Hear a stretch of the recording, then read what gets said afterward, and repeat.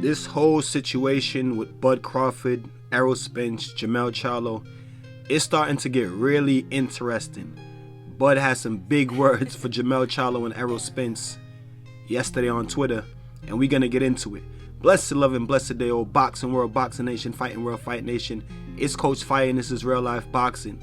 Before we get into the video, best double jab, straight down the pipe.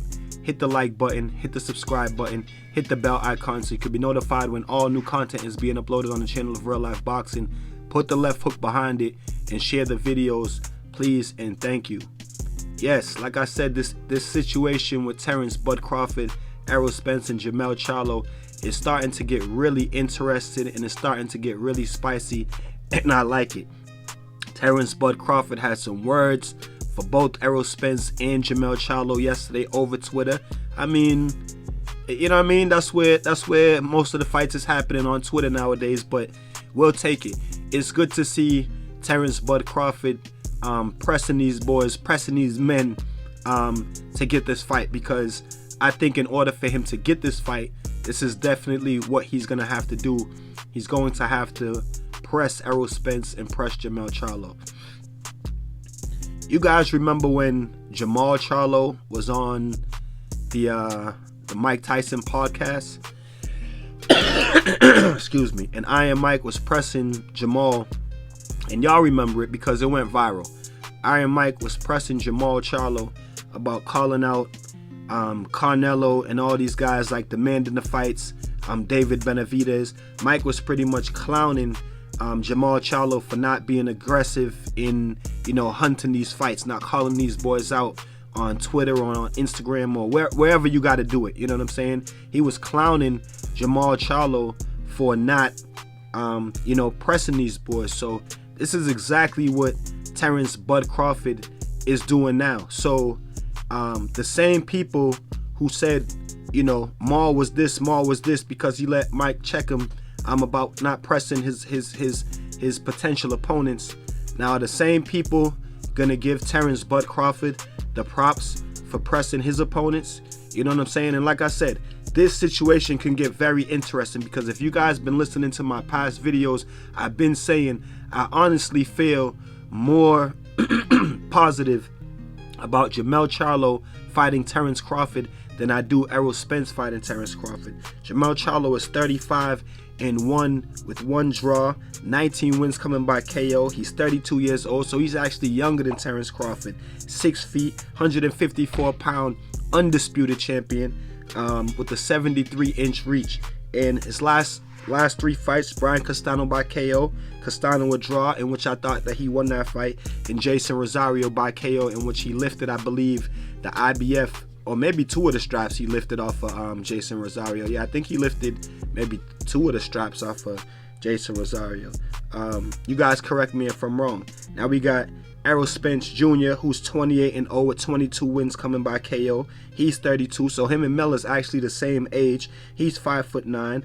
Obviously the welterweight unified champion, the WBA, IBF, and WBC with a 72-inch reach. His last 3 fights, Ugas by decision, Danny Garcia by decision, and Sean Porter by decision. And then we have Terence Bud Crawford, who is 39-0 with 30 wins coming by KO. No losses and no draws. He's 35 years old, so he got 3 years on both of them boys, and a little bit more experience. You know what I'm saying? A few more fights than both of them. He's 5'8", the shorter of the 3, 147-pound WBO champion with a 74-inch reach. So he actually has a longer reach than Errol Spence and Jamel Charlo. You know what I'm saying? His last 3 fights, Avanesian by stoppage, Sean Porter by stoppage, Kell Brook by stoppage. Him and Errol Spence have 2 similar opponents that we know about, Sean Porter, and they both fought Kell Brook. Obviously Errol Spence stopped Kell Brook, broke up his eye, you know what I'm saying? But that was a tough fight. That was a tough fight for Errol Spence. He made some great adjustments in that fight and ended up stopping Kell Brook. Sean Porter was another tough fight for Errol Spence. He actually dropped Sean Porter, I think, in the last round and ended up winning a split. And Sean Porter was stopped by Bud Crawford, I believe, in the 11th round or the 12th round, and Kell Brook was demolished by Terence Bud Crawford, easy work and early. So I think that this situation is getting steamy. Obviously, Terence Bud Crawford sends out his tweet yesterday pressing them boys. Oh, Twin Charlo, I see why you had your pom-poms on so heavy.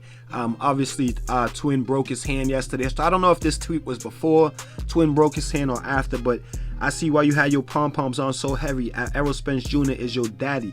So it makes sense now. You should have just said that, man. My bad, EJ, for talking to your son like that. Let's keep it on you. I'll take you to the fish fry and I'll fillet you. So big talk by Terence Bud Crawford. Big talk.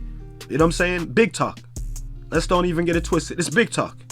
You know what I'm saying? Some people gonna come in here and say, yeah, he's just talking, he's a duck. But I'm saying, he's pressing these boys. You know what I'm saying? If you listen to Bud Crawford on the boxing scene that he did, the interview that he did with Ness, he said, I could see Jamel Charlo fight happening.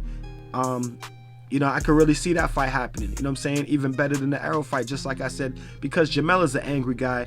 And Jamel, if I press his buttons enough, he'll go and he'll demand that fight. You know what I'm saying? So I like that talk by Terence Bud Crawford. You got to.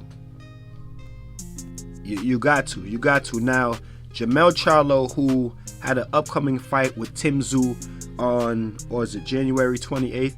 He reportedly broke his hand this weekend in training camp. So, you know, that fight has to be postponed. Now, me, I just have a really, I got an interesting feeling about this, man. You know what I'm saying? I got a strange feeling about this. Could this possibly be a setup for Jamel to get Terence Bud Crawford in a couple months? I'm just saying, you guys let me know in the comment section, because reportedly Errol Spence has to he either has to make a decision in 120 days, that's 4 months. I think that's what the report said. He has to make a decision in 4 months of whether he's going to fight his mandatory boots, or he has to get stripped. I imagine he could, you know, fight the undisputed fight with Terence Crawford, because undisputed and unified trumps mandatories, right? That's what they say. You guys tell me in the comment section. But I have a really funny feeling that this could possibly be a setup for us to get Jamel Charlo versus Terence Bud Crawford. You guys tell me in the comment section if y'all think that that's a possibility, because this just seems too strange to me. You know what I'm saying? Like Bud said, Jamel is an angry guy, so you ain't gonna talk too much shit to Jamel before, you know what I mean? He says, yo, what's up? Especially it being Bud Crawford and him coming up from welterweight, coming up from junior welterweight, coming up from you know, lightweight. Mel might just feel like he's the bigger guy and Terence Bud Crawford just can't fuck with him.